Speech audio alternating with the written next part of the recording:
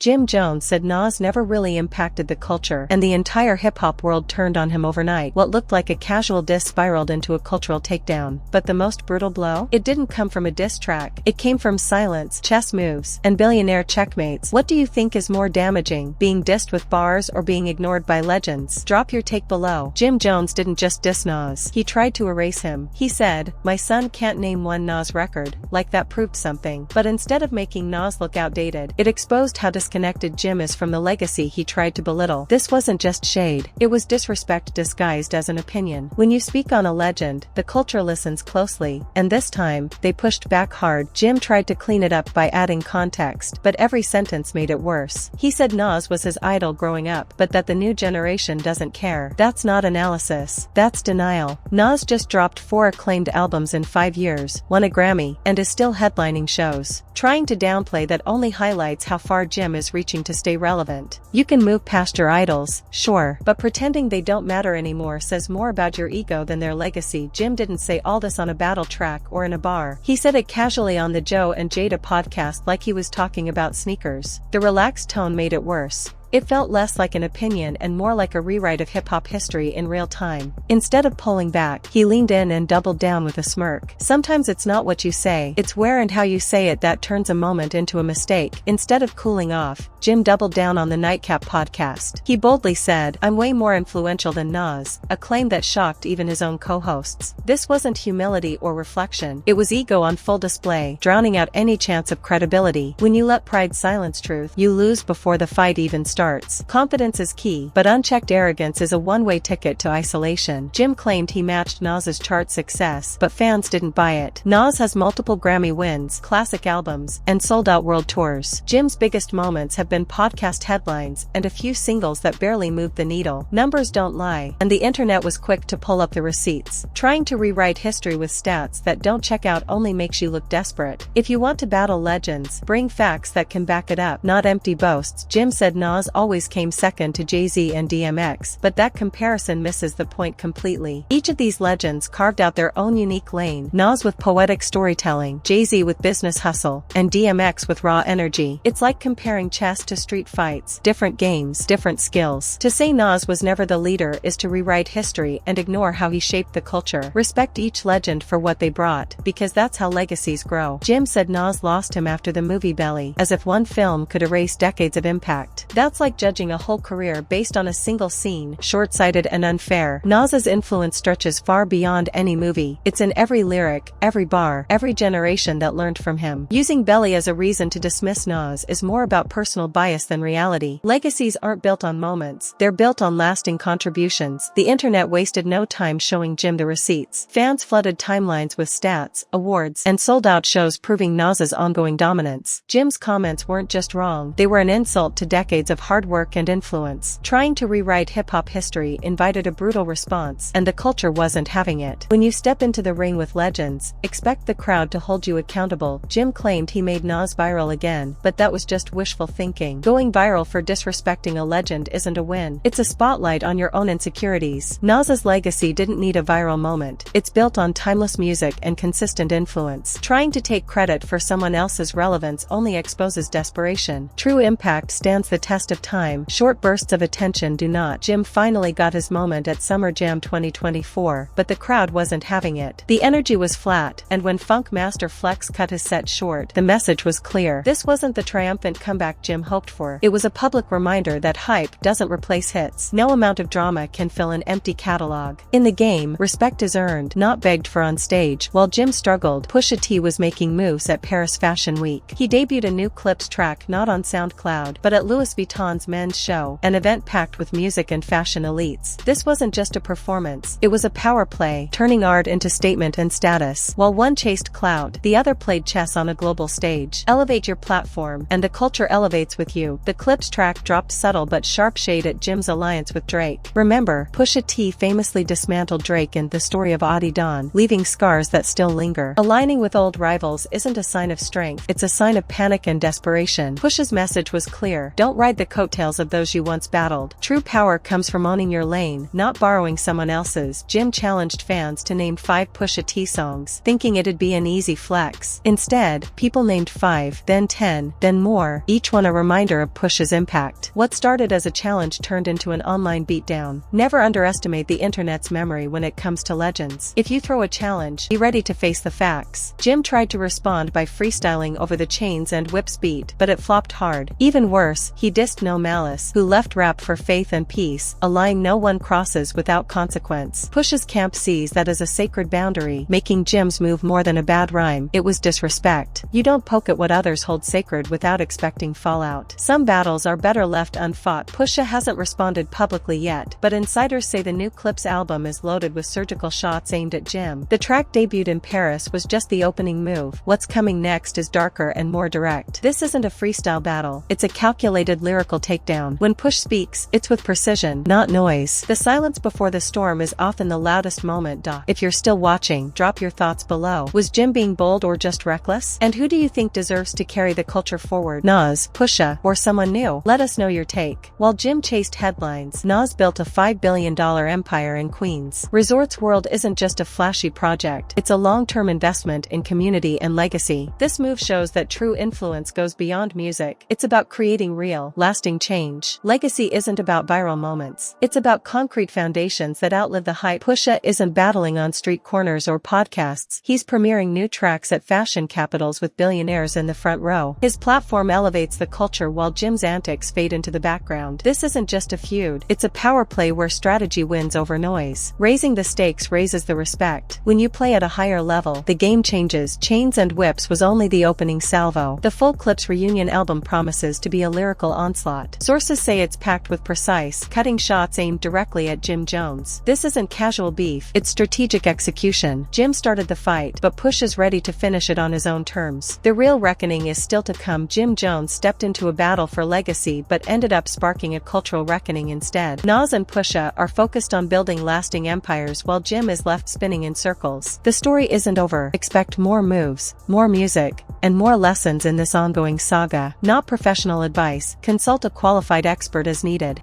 Jim's comments sparked a massive backlash online, with memes and threads dissecting every word. Social media doesn't forget, and once you lose favor there, it's tough to bounce back. Fans turned on him quickly, proving that respect in hip-hop is earned and fiercely protected. In today's world, your digital reputation is as important as your music legacy. Jim's attacks felt like a betrayal to many who grew up respecting Nas and Pusha. Hip-hop thrives on respect and loyalty. Crossing those lines can isolate you from the culture itself. This isn't just a personal beef, it's a reminder that the community holds the real power. Stay true to the culture or risk being written out of the story. While Jim shouted, Nas and Pusha played a different game. Sometimes silence speaks louder than words. By not rushing to respond, they controlled the narrative and let Jim's words unravel on their own. Strategic patience can turn an opponent's strength into their weakness. Knowing when to speak and when to stay quiet is a key power move.